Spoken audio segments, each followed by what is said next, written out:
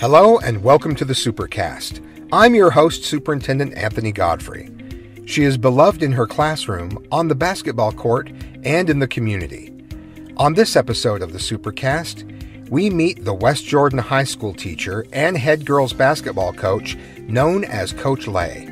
Find out how this former West Jordan High student is changing lives and inspiring winning ways on and off the court. We're here at West Jordan High School talking to legendary basketball Coach Lei. I wanted to make you uncomfortable right from the start by calling you a legend. You did a great job at that. So. I know that you were. I know you're very humble about your accomplishments, but I also know that I've heard a lot of positive about you. Just as people found out I was going to be talking with you today, you've made a really big impact in this community, and that's something to be proud of. Oh, thank you. I appreciate that. I understand that you were a student at West Jordan High School as well. I was, yeah. Tell me about your time as a student at West Jordan High. Oh, it wasn't as diverse as it is now, but it was still probably the best 3 years of my life. I mean, that's when Jim Birch, Michael Kochever, they were VPs here. Oh, really? Yeah, our guy was our principal. So, I mean, it is still a small world around here. I loved it. I loved it here at West Jordan. You've already mentioned some of the administrators that were here, and Mr. Birch, of course, was back as principal and is retiring this year. Tell me about some of the other people that had an impact on you while you were a student here at West Jordan. I mean, George Hughes, he was my coach for a couple of years, and then Carlson Boudreaux became one of my head coaches when I was a senior. And so, but I mean, there were so many people, that were, Dan Cowan, he was our athletic director back then as well. Right. And so, I mean, there's a lot. We also had like home monitors, Gary Erickson, he's still here. Yeah, he is. But we had Joanne, she was one of our main home monitors back in those days too, and she had a big influence on the school as well. So when did you know that you wanted to come back to West Jordan High School as a teacher and coach? I think after my playing days were done, I knew that there was just more to what I can give back with the sport, whether it was playing or coaching. I knew that I wanted to come back to my high school and help make an impact wherever I could. And how long have you been back at West Jordan now as a teacher? This is 7 years of teaching. This is my 6th year as a head coach, but I was also the assistant under Carlson Boudreaux for quite a few years. So even when you were preparing to be a teacher, you were an assistant coach here? Yeah, and I think that was 3-4 years. I was like 4 years under Carlson Boudreaux, so I mean, I've put in some work here. Well, no wonder people view you as the heart of West Jordan High School. It's exciting to talk to you about that. So tell me, when did you start playing basketball, and when did you realize that you were maybe had some talent in the area? Well, I was raised in California, and so I've never really played organized basketball until I moved here to West Jordan. And I moved here when we started high school. So I was just kind of just playing, and I didn't really fully understand how basketball could change my life until I started in high school. So I started playing in high school. I knew that it was my way to go to college for a free bachelor's degree. Yeah. And so, but I also knew that it was, I was very passionate about it in high school. When I knew that, hey, I can, I was a freshman playing against the big girls on the varsity team, and so I figured, maybe this could be my ticket.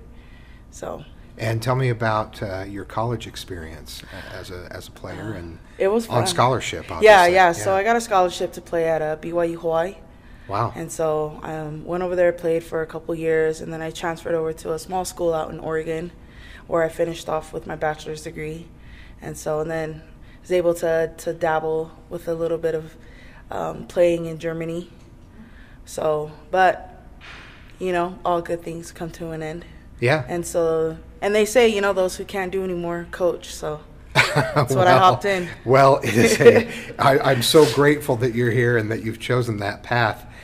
There are very obvious ways that basketball has changed your life, but tell me about, as opposed to just the teams you've been on and the jobs that you've had, how has basketball impacted your life, and what has it taught you about yourself? Honestly, I think the game of basketball saved my life. It kind of saved the direction of it, and it was the best thing to ever happen for me to fall in love with the game and know that there's more to life than just basketball, and how we can use that to help, myself. It taught me, hard work, dedication, accountability, time management. It taught me all this, but it also was like something that I told myself, hey, I want to be a coach for girls that I needed when I was younger. And so I think that's where I wanted to change that whole, I'm not a basketball player anymore, I want to be a coach. And I think basketball is one way that I am able to connect with a lot of my players, is because it's, besides the classroom, it's in the gym, and it's a whole different ballgame. What are some of the rewards that you get as a coach from working with these girls? The relationship. That's the biggest thing. I mean, speaking with Lauren Melton, I mean, she's one of the biggest role models in my life. And that's not just her, but there's so many girls, that I know that I will have a long-lasting relationship with them. But not just with them, but with their family. There are a lot of things that you expect of the girls that are not directly related to basketball, but that build that team and that family feel, and I think teach them a lot of life lessons that they'll carry with them. Tell me more about some of the projects that you've involved them in. We do a lot of community service. We do a lot of that. The biggest ones that we have done is our Monster Mash, our Halloween Monster Mash. Yeah. It started off as like a trunk or treat kind of thing for the kids in the community. We give out like free candy. We have them walk around and stuff, and so it just kept building after year after year. And then we did our Easter egg hunt just recently, and that was a big hit, and it was great. And now the Easter egg hunt was out on the football field, yes. And eggs spread throughout the football field. Oh, yeah. And I understand it was quite a big event. Yeah, it was awesome. Tell me about the turnout from the community. It was, at first we're like, are we going to get people? Just because I think it was during like a break time. And so we were kind of nervous about that. But then, also within our community, if you think about it, we have a lot of parents who have to work. Yeah. Just with our social demographics. And so we also thought, okay, so we're going to throw this Easter egg hunt, but it's also going to be free eggs. So everyone's going to get eggs. Everyone's going to have a good time. And we also had community vendors come out, and they were able to sell their stuff to the community, which was also a really great thing too. But the turnout was, to say the least, it was amazing. It blew me away. Yeah. It's really exciting. And obviously there was a need for it. Yes. When you do something like that and you see the turnout, that's very rewarding. Yeah. And now I also understand that you've done some things that are a little less glamorous, like having the girls wait until lunch is over and they clean the cafeteria. We do, yes. But that's fine. You say we do. Yes. So you're joining in on that. Every once in a while. Yeah. Yeah. But sometimes I like to hide in the corner and see who shows up and who doesn't. Yeah. And there are consequences if you don't. I'll bet there are. Yeah. But I mean, I believe they're called ladders. Is yes, that right? It is. Or it's called a nice lecture from Coach Lei. Okay. Which I'm sure they want to avoid. They don't want to let you down. But I mean, just like little things like that, like we help up clean the commons and stuff. And, I preach a lot to our girls, like our gym area. Before we even start practice and before we leave practice, that gym area is as clean as it can be. We always leave a place better than how we find it.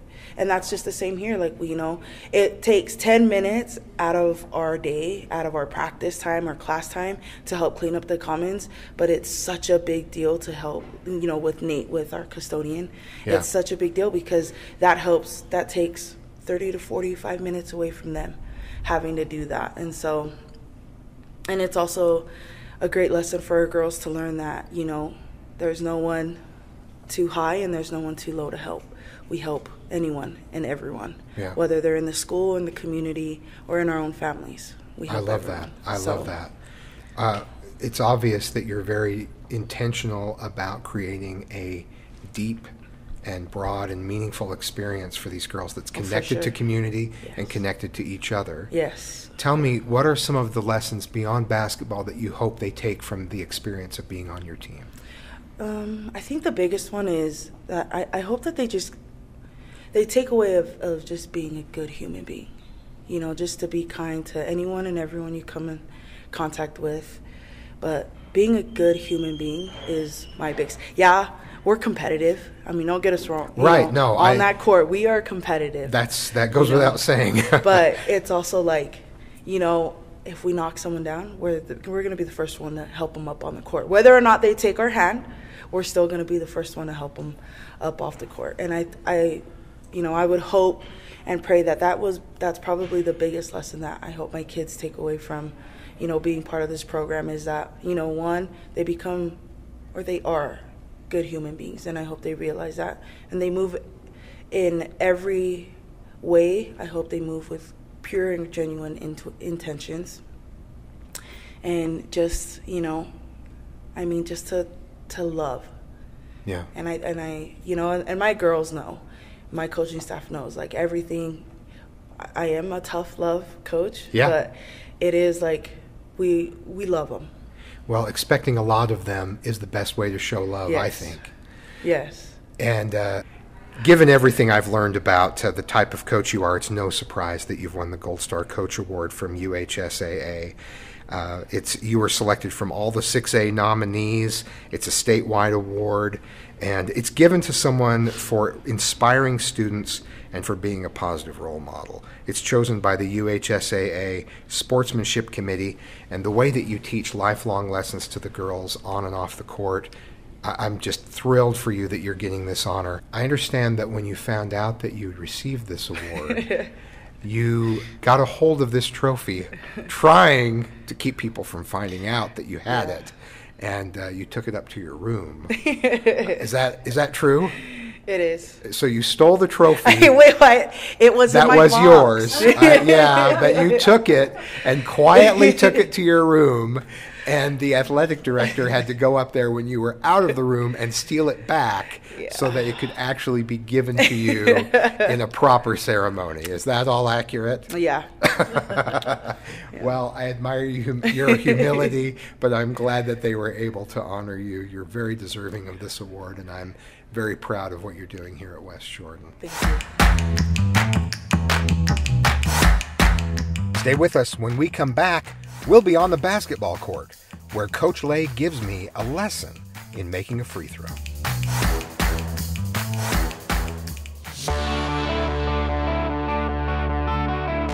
Hello, I'm Sandy Reescraft, Director of Communications for Jordan School District, and we want to invite you to connect with us. So many exciting things are happening in your child's school, your neighbor's school, in every school here every day.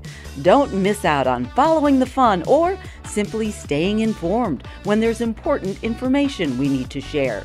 Join us at jordandistrict.org or follow us on Facebook, Twitter, and Instagram at Jordan District. We can't wait to connect. We're at West Jordan High School with one of Coach Lei's former players, recently graduated. Introduce yourself and tell us a little bit about your experience on Coach Lei's team. I'm Lauren Melton. I've been playing with Coach Lei for 7 years. I started when I was really young and just played throughout the summer with her. I really enjoyed my time here. I was a captain for 3 of my years and just loved being on that team. After 3 years as a captain, can you still remember back when you first met Coach Lei? Yeah, she was just an assistant coach at a summer camp I came to, and I remember she was just always there for us and just knew how to help us. And I was scared of her, but it was well, good. There's a good, healthy little dose of fear when you first start out in a new program, right? Yeah, for sure. And what was it that you liked about Coach Lei right from the start? Her energy, and I just knew that she loved the game and could help me grow my love for the game.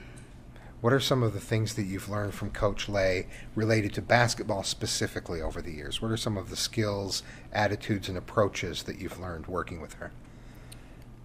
I'd say just how much I can do. I doubt myself a lot, and she was able to kind of just give me that confidence that I needed. And I guess I didn't mention this before, but I have been a state champion for taking charges 3 years in a row, and she helped me get there. I didn't have the confidence to do that until she motivated me. A state champion for taking charges? Yeah. Tell me a little bit more about that. Yeah, I mean, it's the dirty work. I don't think many people do it or know about it. I've had to tell people even what a charge is throughout my experiences, but it's the one thing I knew I could help my team with. I struggled on offense and stuff, and defense is definitely my game. So once I found that I could take a charge and hustle down that court for that few seconds to help my team get a stop or get us back in the game. So how many times have you hit the floor for your team? Oh, a lot. Well, I think that's one of the less glamorous aspects, as you call it, the dirty work. It's one of the less glamorous aspects of playing basketball, is that you take that charge, you set yourself, and you prevent the score. Yeah, I definitely walked home with a few scrapes and bruises after every game. They call me the wall, so I kind of just stand there and know that no one else wants to do it, so someone has to. And has the skill of being the wall translated into other aspects of your life? Like, hey, I know a difficult thing is coming my way, but I'm here to face it and I'm ready to take it on. Yeah, I'd say so. It's helped me know that I have support, because my teammates were always supporting me once I fell, whether they called the charge or not. They were always there to pick me up, so Do you think I'd most say it's the same in life. They are there to pick me up if I go for something and it doesn't work out. That's great. I love that lesson. You talked about how Coach Lei helped you believe in yourself. Mm-hmm. Tell me more about that.